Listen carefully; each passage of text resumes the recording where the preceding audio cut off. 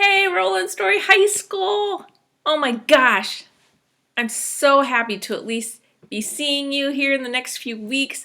It's just going to be good to get back to being together, collaborating, all that good stuff that goes along with what we are at the high school. So, I thought this was the perfect time to readdress what is coaching. And if you didn't realize it, we've already had coaching in the building for 6 years. And I can't even believe it's been 6 years. It's gone so fast. And you've been such a great crowd to put this together with that I just really wanted to restate what it was and put in some things that I've learned here in the last year that I think will just keep pushing us to be even a better building and do more for our students. So I'm going to go through about 6 or 7 different ways that I can be a coach for you, and we'll address each one really quickly. I don't want to take a lot of your time, but hopefully, thinking we're moving into year 7, that we really need to understand what is coaching and what it can do for our building. All right, so here we go. Okay, so the first way that I can help you is being an instructional strategist. What is that? Basically, if you're trying to figure out how to make something work better in your classroom, I've been to so many conferences and trainings that maybe I can suggest a different approach, but still following those best practices that we know really work with students. And of course, it's one of those options that when I come in, I observe for a while and maybe take some notes if that's what you're wanting from me. And then we can talk about that afterwards, what you saw and ways that you think could be a change that would help the students. I would just be asking a lot of questions, because the interesting thing with this is that you probably have ideas to use, and maybe it's just tweaking those a little bit or just going with it. I can be there to help support that and try new stuff, which is so much fun when you really think about it. So here I am, being that instructional strategist with you and helping to solve some of those problems that we all know in our heart we have ways to do that. So on to number 2. Okay, so the next way I can support you as a coach in our building is as a curriculum supporter. What does that mean? All right, so you're probably saying, Cheryl doesn't know everything about my curriculum. Right, I don't. But what I can do is just help you work through how you might address different pieces of your curriculum. I feel like I've been in all your rooms enough. I know and see how you approach different pieces of content. And so, if anything, it might just be me asking some specific questions to get you to think about what is it that you really want from your curriculum's content and how should you approach that with your students. So it's one of those that in this manner, I am not going to be the expert by all means, no. But together we can, throw out ideas and really think about what's the essential learning that you want the students to get within a lesson or within a unit. So that's the second way I can be of help. Now, the third way, let me flip my paper, is just that of a classroom supporter. Hey, there are times when you're just trying to figure out what is going on in this particular class that you just haven't figured out what's going to work for them.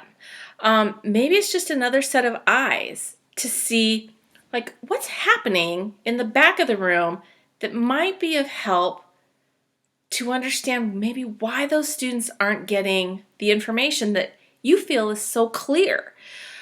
Or, maybe it's a case of you're just trying to get the kids more engaged, or you want the students to just be talking to each other more.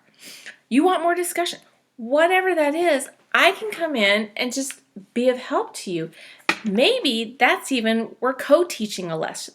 Could you imagine co-teaching? The possibilities are endless for that. And, it's just another way, it's kind of a tag team situation where we're thinking of those best practices, putting them into place, and seeing what happens. You have the content, you have ideas. Maybe it's just, okay, we just need to pull those together. And so in that way, I can help be that support. So that was the third idea. All right, let's move on to number 4. Okay, we're on to number 4. So this one, I think is just kind of maybe like one of the easier things that I could be doing for you. And that's providing some resources. And when I say resources, sometimes as I'm reading different articles that comes through my email, which we all get those. And, you guys are so busy. Sometimes you miss over some of those articles that are out there that just give us ideas, or just something that might help the students. Or maybe it's just an article that talks about, when you're working with these types of students, the ones who just aren't as motivated. Here's some ideas, or here's some research that was done. So in that way, I might just be sending you some articles that are, quick reads, where I feel like this would work for this teacher. I don't try to send out articles to the whole staff unless I feel like this is important for our whole staff, because I realize you're busy. I want to send you articles that are very specific to you. So sometimes you might get an email from me that has that article. Another way I can be a resource is, I've got some stuff in my office. Obviously, I'm not in my office right now, but you've seen some of the things I have. I have the whiteboards. I have enough for a whole classroom. I have enough markers for a whole classroom. You can provide the Kleenexes, but I probably have some of those too if you need that. I've got decks of cards if you're trying to figure out ways to group students together really quickly, just to something different, to get them up and moving. I've got dice, lots of different dice. It's amazing to me what I have in one particular drawer in my classroom. So those are just some different tools you could use. So I have those available. Other ways I can be a resource provider for you is maybe even just throwing out some ideas that maybe you just hadn't thought about. Or, if we are talking about a new type of strategy, what are the other pieces that you might need to make that happen? I could probably be of help. And if I'm not of help, I actually may know somebody in the building, just because I've been in lots of different rooms, who would have that and would probably be more than willing to share that. And so that's kind of that other side of providing resources that I'm here to serve. And, it's amazing what we have available to us in our building, not just physical items, but, with all of our technology, we've got different pieces of equipment that, if you're thinking, I want to make a video, or I want to videotape my class because I want to see, if what I'm saying during directions, is that clear? Maybe I need to watch that again. So, using those video recordings, I've got the swivel. That's how you can make those video recordings. So there's, the resource provider, I feel like there's so many different things that can happen with that you just don't know until you ask. And so that's my big thing, is you just got to ask. So moving on to number 5. Let me flip my paper. Okay, I got to flip my paper. I'm a little stuck here. Okay, this one I think is something that we're seeing more and more in the classrooms and talking about it more and more. So, data. Okay, I could be a data coach. So in some ways, you may want to bring me into the room and say, Cheryl, could you just keep track of, the number of boys and girls I'm calling on? Sure, I could definitely do that. Because maybe you're feeling like, yeah, I think I ask all the kids questions. Or maybe you're just wanting me to do it by, student names. Okay, I take some information during a few observations. I provide you with the data. The data is yours. I give it to you. We have a conversation about it. And we just talk about, okay, what did we learn from this? And that's all it is. It's not a gotcha kind of thing. It's more data is there to serve a purpose. And so I can help provide a service of collecting the data. And then we talk about it. And the idea with all of this is that we're learning from all these little situations. Another way I can be a data coach is, like if you're just thinking, am I actually covering what I want to cover? And, maybe you have a test that doesn't go very well. So maybe we look at what are the results? Maybe we find out, wow, question 7 and 12, only 10% of the students got that one right. And in that way, that might be a time to talk about, well, when do you think you covered that? How many times did you cover that? Was it just a concept that you thought you covered, but just maybe didn't? And so it's looking at the data and then just trying to figure out, okay, well, how do we change that? And how do we make it work so that, okay, when we do a reassessment with these students and we look at the data a second time, will questions 7 and 12 now be covered? And the students are more proficient. So, that's another way within your classroom that data coach position can help you. Obviously, within our PLCs, we're addressing data more and more. We're looking at the ISASs, which are those state assessments that we're taking, and trying to figure out, okay, well, how do we get better? How do we make sure the students are growing? It's not just that we want a certain number anymore. It's more that, okay, if this is where a student was, can they get to here the next year? Are they growing at least a year, if not more, from our instruction? And so the data coach is a lot of conversations, I guess, is the way I would approach that. And, when you think of those conversations, I never, ever want anything to be a gotcha moment. I want it to be more of those aha moments where you really just kind of dig into, okay, what's going on? And how can I better help those students based on these points of data that we now see? So that's another way that I can be a data coach. All right, moving on to number 6. We're getting close, people. Only 2 more. So, all right, here we go. Okay, so the 6th one that I'd like to cover as far as what coaching can be is the fact that I can just be a mentor. Now, obviously, we've all probably gone through some type of mentoring program. And for those teachers in the building who are really young and have actually gone through Roland Story's mentoring program, you've worked with me before. But mentoring can happen even after our first 2 years of teaching. Did you know that? Well, really mentoring is sometimes just having another person to, just talk about some concerns you have and, just maybe working through some problems that you're feeling for whatever reason.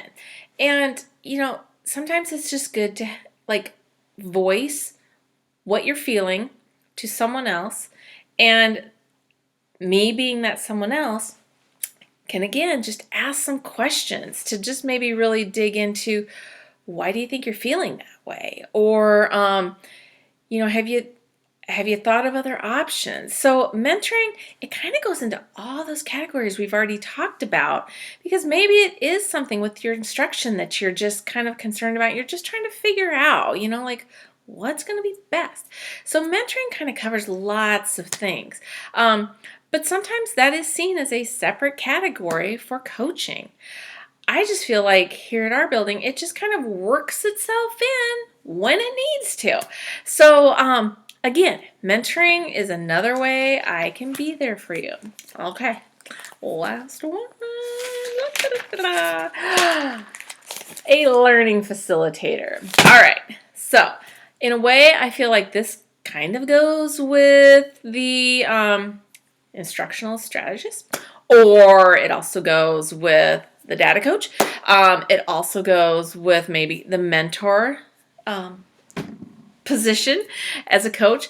But like the learning facilitator, this is probably what you see when we're in our professional development time. I'm trying to offer some things you can learn about, some new information that's maybe coming down the pike, if you want to call that, from the state, or maybe there's a book out there that I feel like, oh my gosh, like this chapter just fits so well with what we're trying to do in our building.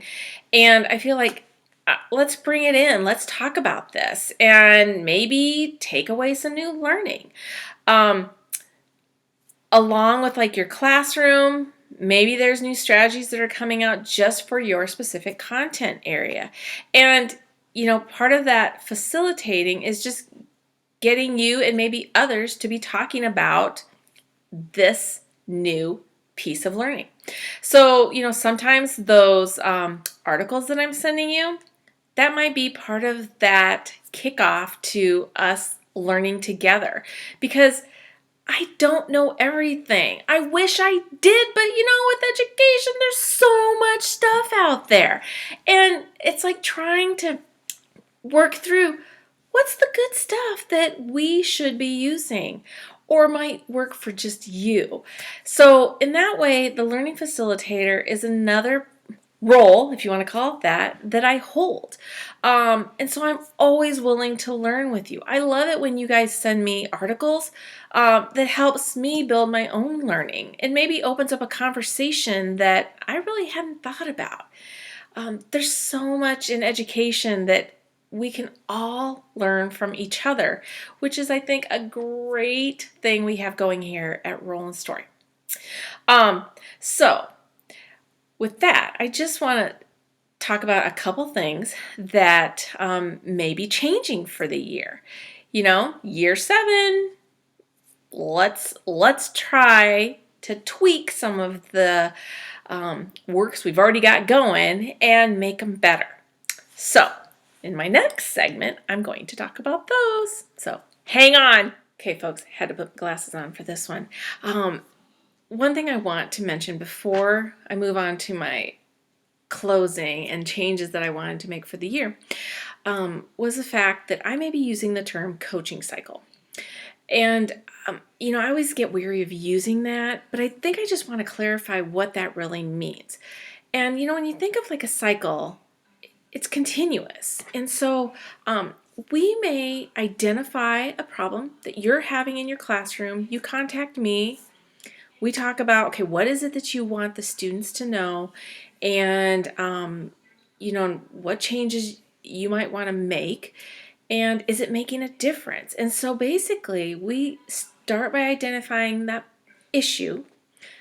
We learn some information about it. Maybe it's me coming in and observing. Maybe I'm finding some articles that might help with understanding how to handle that. And then, through some more discussions, conversations, that collaboration, we're working together. Come back into the classroom, I take some more observations, and we see how kids do on assessments. And, did we see some change? And, okay, if we did, great. And that'll happen. And then there's sometimes that like, oh, okay, we tried this, didn't work. Now what? Well, basically, all that means is it's a cycle. We just keep going until we make it work. And I mean, that's what teaching's about. If something doesn't work, we keep trying something else, because the key thing is that we want the students to learn. And, we realize whatever it takes to do that, that's what we've got to put in, is some time and effort. And so the cycle is just basically a process that we're going through to see that improvement. And, some cycles may take just a couple weeks. Others, you may decide, I want to work on this all year because I feel it's that important and I always want to be addressing it. And I'm here for that. So just keep that in mind when I talk about, okay, we're starting our coaching cycle, what that really means. I'm not going to be going through like a checklist that, oh, okay, we have to do this first. Because I feel like cycles, it really, we have a starting point and we have some midpoints. And then we have a checkpoint, like how are the students doing? Oh, okay, they're doing well. All right, let's see if they'll do well again. And we just keep working through that.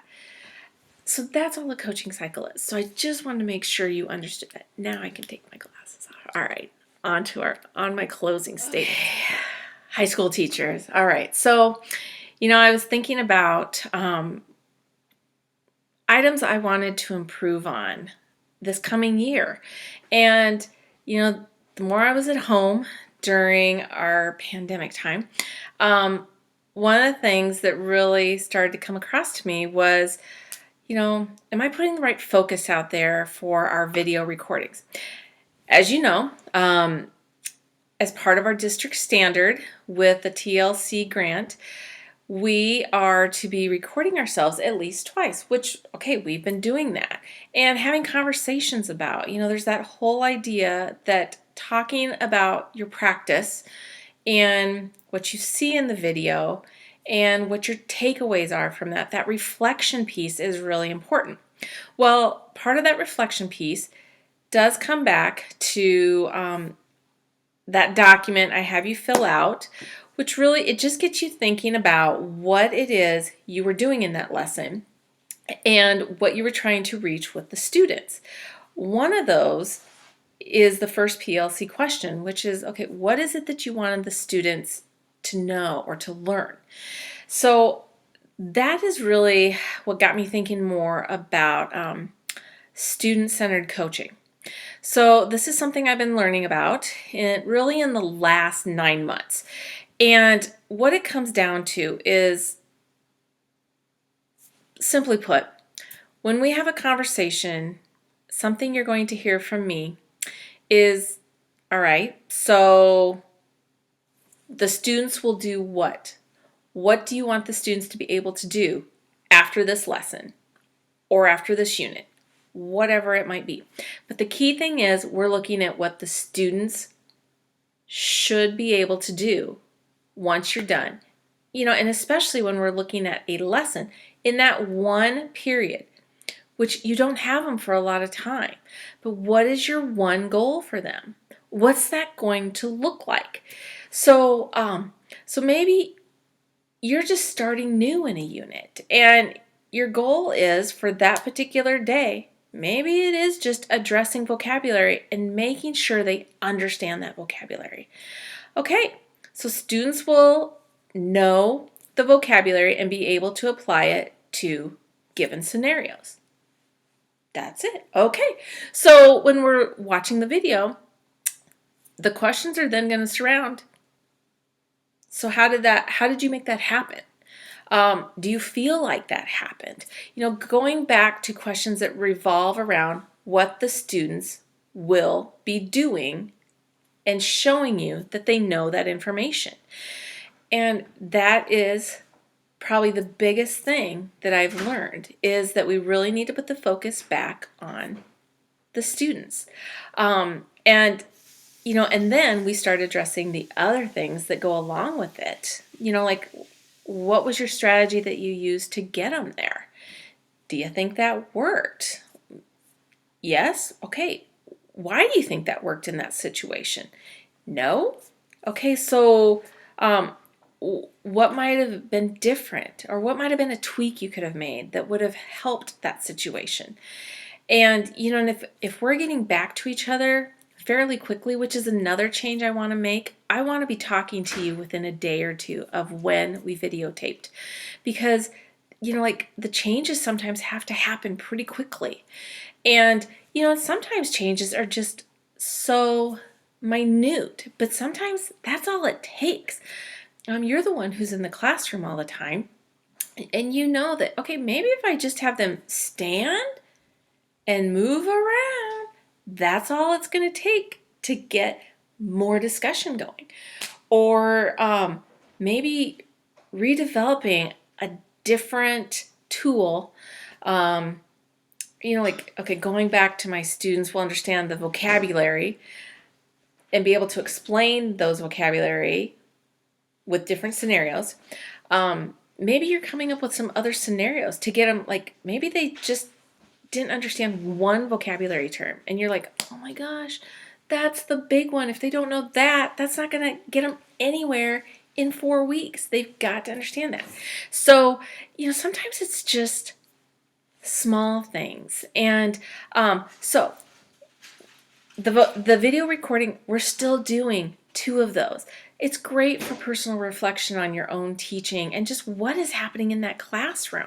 So I can come in, I can videotape for you. You can videotape yourself and then send the video to me.